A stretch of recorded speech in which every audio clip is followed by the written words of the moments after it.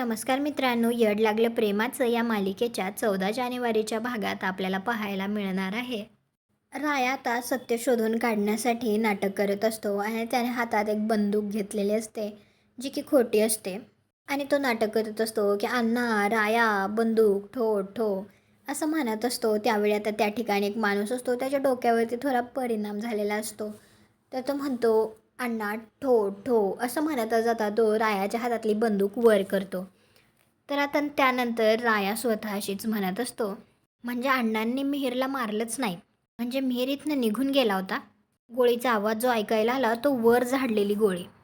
हे आता रायाच्या लक्षात येतं. तर तुम्हाला काय वाटतं, राया लवकरात लवकर आता मिहीरला शोधून काढेल का, तेही मंजिरीच्या मदतीने? कारण आता राया तर कैदेमध्ये आहे आणि तो तर हे सगळं नाही करू शकत.